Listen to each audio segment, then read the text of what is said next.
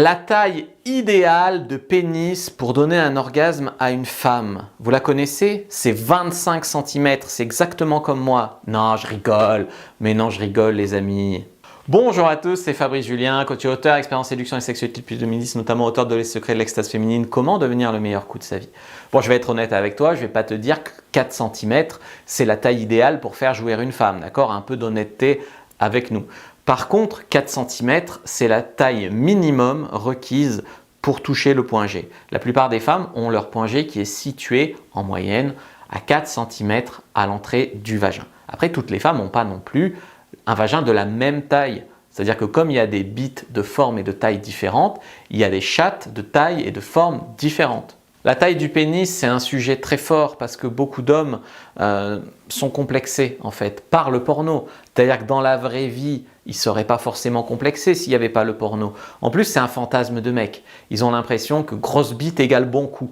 Ils ont l'impression que s'ils avaient une grosse bite, ils seraient automatiquement des bons coups. Ce qui est complètement faux. C'est-à-dire, si tu transposes à la femme, regarde, est-ce qu'une femme qui a des petits seins est un mauvais coup? Est-ce qu'une femme qui a des gros seins ou un gros cul est un bon coup? Ça n'a rien à voir. Ça n'a rien à voir avec comment elle suce, ça n'a rien à voir avec comment elle bouge, ça n'a rien à voir. Donc comment tu peux penser qu'un mec, il suffit d'avoir une grosse bite pour être un bon coup et une petite bite, ce n'est pas un bon coup? Ça n'a absolument rien à voir. Le truc, c'est que comme c'est un sujet très fort et que beaucoup d'hommes sont complexés vraiment là-dedans, si je leur dis que la taille moyenne du pénis dans nos pays, c'est 13 cm, ils n'y croient pas. Quand je leur sors des dictons comme il vaut mieux une petite travailleuse qu'une grosse flemmasse, eh bien, ils comprennent pas. Et leur grosse bite. Alors des fois, il y en a même qui vont jusqu'à l'opération ou jusqu'à se déglinguer la bite avec des extenseurs de bite. C'est-à-dire que peut-être ils peuvent gagner 1 ou 2 cm au repos, mais après ils peuvent avoir des problèmes d'érection aussi. Ça peut casser des vaisseaux sanguins, etc. Faites quand même très attention avec ça. La plupart des hommes, ils pensent performance, ils pensent gros engin, tout ça. Une vision vraiment simplifiée de la sexualité, là où les femmes sont en train de penser à l'expérience, à tout ça. Et donc du coup, ils n'arriveront pas à être des bons coups s'ils pensent de la sorte. Mais en fait, si on est honnête, c'est surtout une excuse. Les mecs qui ont une grosse bite, ils se disent « j'ai une grosse bite donc j'ai pas d'effort à faire, c'est bon, je suis un bon coup ». Et puis les mecs qui n'ont pas une grosse bite, ils se disent « j'ai pas une grosse bite donc il n'y a rien à faire, je serai jamais un bon coup, donc pas de remise en question, c'est pas la peine ». Je vais vous poser la question qui fâche, mais une femme, même qui n'aurait pas de vagin, elle vous sucerait, elle pourrait vous faire la meilleure pipe de votre vie, ce serait donc un bon coup. Vous n'avez pas des doigts, vous n'avez pas une langue, sans même parler de votre bite, vous pouvez déjà être le meilleur coup de la vie d'une femme. Donc arrêtez de focaliser sur la taille de la bite et apprenez à vous servir de vos doigts, de votre langue, d'accessoires, etc. Et aussi, un mec avec un énorme sexe, faut se l'encaisser quand même.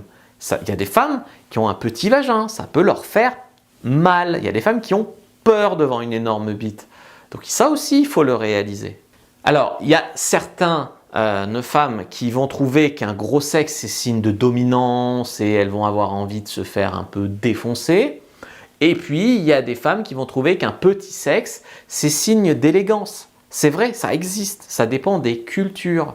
C'est personnel, et puis ça dépend des cultures, comme j'ai dit, mais c'est surtout très personnel. Et puis ça dépend aussi de la taille du vagin de la femme. C'est-à-dire que toutes les femmes n'ont pas un vagin standard.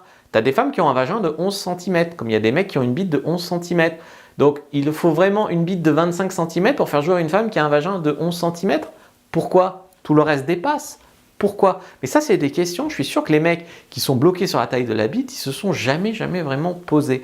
Surtout qu'il faut savoir qu'une femme, souvent ce qui va vraiment la faire jouir, à 80% une femme, ça va être clitoridien. Ça va être donc les frottements du clitoris. Et ça, c'est externe pour la plupart. Donc, quel rapport avec la taille de ta bite en pénétration?